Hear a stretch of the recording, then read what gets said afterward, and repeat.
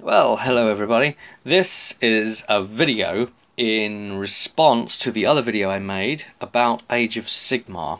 So you remember the one where it was like, this is what's wrong with it, and this is, oh my god, Age of Sigmar's a thing, and look what they've done to Warhammer Fantasy. You know, it was a real Marmite type video, that one.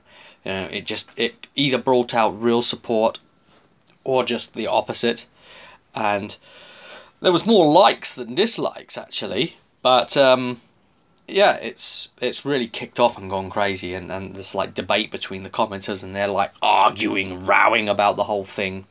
But ultimately, this whole thing doesn't really have to be a row over whether Age of Sigmar sucks and whether Games Workshop are in the wrong for the way they went about it, and whether how they dumped Warhammer Fantasy and that sort of. It's not really an argument. You people that like Age of Sigmar, I don't count myself in amongst them, of course, and all these other people don't as well. Those that do, enjoy your game, you know? And those that don't, they're going to have a voice within this social platform, you know, and they're going to use that voice, and they're going to say, to us, it sucks. And they can give the reasons why they think it sucks. You know, they've been loyal fans just like you. And you know, that's actually important product feedback. And so I've had a lot of really good encouraging support, and people saying, oh, I know a lot of people are actually bashing you on this video, but yeah, I really think it sucks because, you know, look at the lore behind it. I can't take it seriously. I enjoyed like Warhammer Fantasy lore previously, but this is just ridiculous. The actual story is stupid, and yeah, I tend to agree on that, and the models as well, and just to look at the archers in that powerful armor and that sort of thing. Anyway, the reaction to no one in particular, but it's just like a general sort of thing. One of the things that came up a lot in the comments was that I bet this guy hasn't even played the game. So, okay, I'm an experienced gamer. I've played a lot of games, both easier and harder than Warhammer Fantasy. Okay, I've played all sorts of games, all sorts of board games. I've been right through the whole thing. All sorts of card games as well. Vast experience.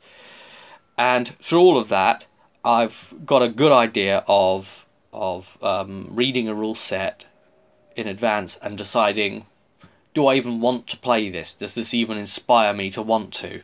And the problem comes here, because I am the type of person who likes a miniature war game, and I like a skirmish miniature war game. I've played Necromunda, I've played Mordheim, I've played Malifaux, and the list goes on. Okay? It goes on. Yet, I don't want to flip and play this. Just based on the rules. Okay, so I don't... That really is telling in of itself. Nothing's going to change that fact. And I only play the game when I buy into the lore. That's how I am, you know. I'm very roleplay centric when it comes to the thing. I make up my own little stories from my force, and, you know, enjoy the experience of painting my army, breathing life into them, bringing them alive in some way. Each little model becomes individual in the end, sort of thing. Especially when you play something like, say, Necromunda or Mordheim or Blood Bowl or something like that. Played that too. Is like, you know, yeah, they have like little careers and stuff. But this is different anyway. But yeah, the lore in this really, for me, sucks, and for a lot of people, really sucks. It blows really hard. It sucks and blows. It's, you know. So really, I can't even start on those grounds. And a lot of people say, use this word whiners, say, oh, you know, you're whining and that kind of thing. That's not really constructive, is it? Because the idea of the video in the first place, speaking about it, it might seem like, you know, it's a rant, but the rant is a popular way to title and address the video. Because it is kind of a rant, what you're doing, but you don't mean it to be a rant. You are actually giving feedback, critique as a gamer, right? But it's on the internet, so you title it rant, yeah? It's not thoughtless, senseless, meaningless. You know, you are directing your opposition. It's critique. Yeah, the company needs to see that. We have just as much right to do that as the people who don't dissent against it and don't think that GW's shit smells like perfume. So yeah, I mean, calling those people that don't like Age of Sigmar whiners, I don't know what that's accomplishing really. That's a bit sort of like I don't know, schoolyard bullying style thing. What are you actually accomplishing through that? What's your constructive gain from calling people whiners by saying we don't like that game? Hey, we'll speak to each other on this social platform to talk about us not liking that game. You know, maybe we can get some heads up on why other people don't like that game. Here's my reasons. Why don't you? Oh, some people do. Let's hear those reasons as well. Then why you do? And you're an experienced gamer as well, you say, and you like those models. You say those models. All right. Okay. So yeah, you've got to look at yourself and address what you're really doing there. I mean, otherwise, all you are is a damn troll. Yeah, and so you're not being constructive. So yeah, be constructive, please, yeah? Right. Other people made points about saying, you seem to be taking it so personally. Like GW have done this to you personally. Alright, okay. The only thing I'm really taking personally is people's comments to me specifically. I'll defend myself against them, of course. And it's not that I'm angry. This isn't me angry. This isn't me angry. It's a game. You think this is angry. You could judge this as angry, but this isn't really me angry. This is me just showing my distaste. If that comes across as angry, then great is the detest in this one. But no, to get me angry would need something else. Would need something more, not that. Even though, you know, Games Workshop have been less and less for the players as time has gone by. Right. So anyway, then this whole like personally thing. I mean, how to address this? We've spent a lot of money. We've bought the armies. We can still use them. We can still play old editions. That's fine. But one of the big issues is going to be availability of miniatures and stuff like that. Because obviously they're going to cut away off of it and we won't be able to pick them up if we want to keep playing it. So it will be a dead game at that point. And we will be trying to play a dead game. So I don't know what we are supposed to do with that exactly. You know, our dead game. So that's, how can we not, like, if we suffer from that, you know, then it kind of becomes personal, because it personally affects our circumstance, our state, the army that we chose, sort of thing. We have spent money on, like, say, novels and all of that malarkey. We've bought a load of novels and audio novels and all the rest of it, poured ourselves into the lore of that world, built up the lore of that world, and you know, it kind of becomes intrinsically part of who you are because it's a hobby, and because of that you partly identify yourself based on the things you like and your hobbies, if it's that serious to you. So if they actually scrap it, they are scrapping a piece of what you have identified to be yourself. So that becomes personal from that point of view. You can't say it can't when argued that way, right? So there are commitments that are made into this, you know, both financially and your heart and soul goes into it, and the time spent painting it. You can't get time back, can you, either? So there's that. But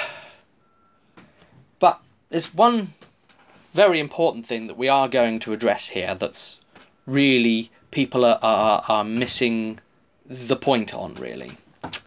they're saying it's great, you know, it's a they've just brought this game out now, but you know, you're saying it was also sudden, but it isn't sudden. I mean, hell, we had the end times, and what that lasted, what, like 6 months or something, right? Yeah, the end times, yeah. I didn't even get to play the end times personally, but yeah. Here's the thing with that. 6 months for an end time segment, even though no chaos were in a sort of victorious situation for this to even be able to happen. You know, it's so written, and it feels so written. Okay, that's one of the biggies there. Anyone that appreciates the world lore and want, you know, appreciates a good story being told, it's being told poorly. If you want to approach it from anywhere, approach it as critique in that way. You know, the narrative is crapped up. And how can you trust them now in Age of Sigmar? And how can you even do that without a terrible taste in your mouth for how they've just handled the thing that they've left behind? Yeah.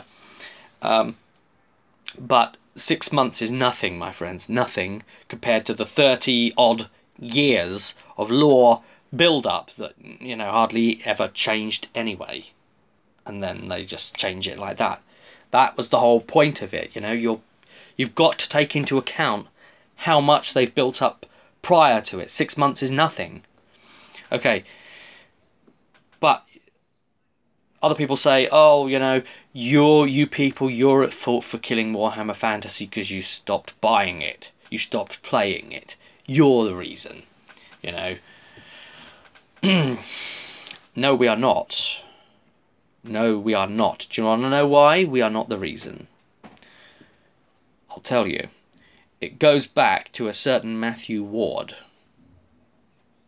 He's the reason. 8th edition is the reason. Now, riddle me this. It's not a riddle. Fantasy 7th had a big enough fan base to warrant continuing. Yes? We know that's true because they brought out supplements for it. And they brought out 8th edition. They wouldn't have done that if they couldn't have continued. 8th edition, everything went wrong. All the players left. Because it turned into some, like, too much like 40k, dumbed down certain areas, changed things that people didn't want changing, tried to get us to spend even more money on models. It exacerbated the problem that was already there. The problem that was there to keep people away from fantasy was, oh my god, there's too many of the same models to just paint to form up a whole square unit, right? They took that, what was already a problem, but it was manageable, and players were using the, you know, the large forces, and then they changed the rules in such a way that it felt to the players as if it was mandatory to have even larger armies and to spend even more money on models and have even bigger forces and have rankings of at least 7 and all that crap. Okay, and people didn't want to paint that much. That broke people. They didn't want to play 8th edition. So they left the game in droves. Now that's not the people's fault. That was a bad rule set that made people leave. Okay, that was 8th edition killed fantasy. And why did they have to meddle with it? That's a good question. And people even brought me up on why couldn't they just leave it alone? Well, this is what I mean by this, okay, you trolls. This is what I mean, okay? 7th edition was like a 6.5 edition. It improved some things, but it was more like 6th edition. 6th edition was quite stable and good, I thought. And 7th, I thought, sent it a bit more further forward, and I liked it. And 7th was a great place to be in, I thought. And from there, we started having power creep from the codexes, the army books, okay? And the one that really broke it was the Demons one. Do you remember? When the Demons one came out during 7th, it was too powerful, way too powerful, and it just ruined the game. It ruined the tournament level of the game, and people felt really like let down by that, and they didn't want to play against it. It was power creep, classic power creep, but it was almost like the worst it's ever been. At that point, it was like a really infamous power creep, that one army book release, and it was the one that you could hear the bones crack at that point, yeah? And that is the army book that I argue facilitated Games Workshop's further need then to create 8th to balance out, which was already an army book of demons which couldn't be retconned because they've already released it. So then they had to do 8th. It's the only way. So they bring out one bad army book and then they have to release a new rule book just to try to fix that mistake. And that's an even bigger mistake. We did not kill Warhammer Fantasy. Games Workshop mismanaged it. So, that's my follow-up video. Do you trust this company? I'll see you at the table.